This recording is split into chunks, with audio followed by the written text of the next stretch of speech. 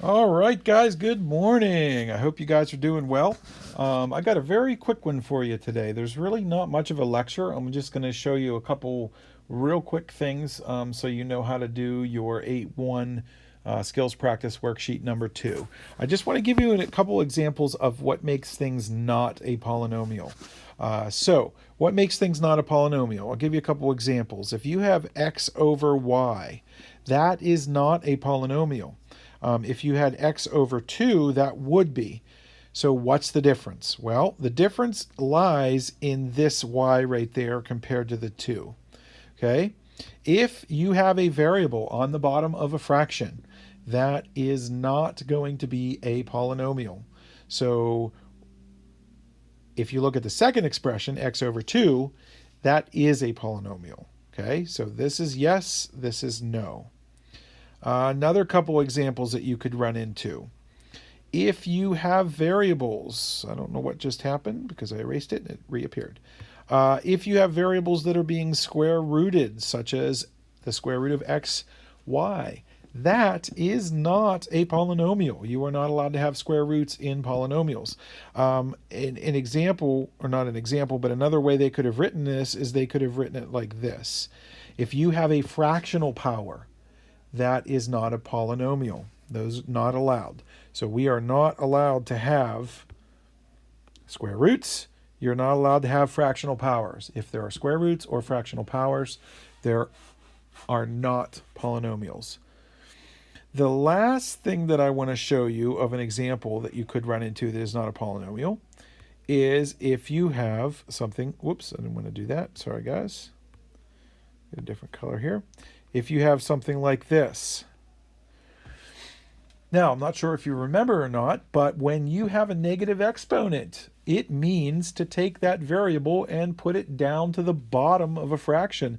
So this would actually turn into x over y to the second. And I've already told you that if you have variables in the bottom of fractions, that means this expression is not a polynomial. So, quick summary. You cannot have negative exponents. You can't have fractional exponents. You cannot have square roots. And you cannot have variables in the bottom of fractions. All of those things will disqualify an expression from being a polynomial. Now, one other quick thing that I want to show you is how to determine the degree of a polynomial. The way the degree is figured out is the degree is the sum, meaning add, the powers in each individual term. So what I mean is this. If you have x squared y plus 2x plus y to the fourth, if you look in this, there are 3 different terms. The degree of this y is actually to the first. So this degree is 2 plus 1, which is 3. This is x to the first.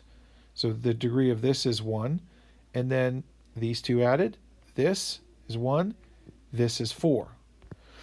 You have to pick the number that is the biggest. So obviously 4 is the biggest. Therefore, the degree of the entire expression, the whole thing, the degree is 4. Okay, one more example of that.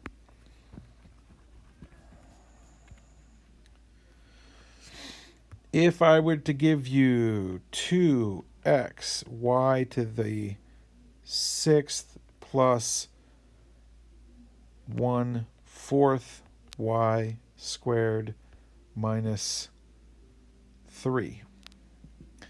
There are 3 terms. And now we need to go through and look at the powers. In this one, we have a 6th power right here. There is no power, but keep in mind, it's 1. This one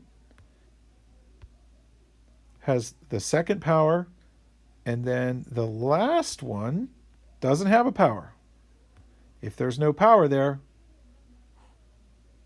the 3 has a power. It's 1, but there is no variable. So this degree, since there's missing, is going to be 0. This is 2. The degree of this is 1 plus 6, which is 7. So when I ask you what is the degree of this entire polynomial, this whole thing that I just circled, you have to pick the highest individual power, which is 7. So the degree is 7. Okay, guys, I hope that made sense. Take care. I'll talk to you soon.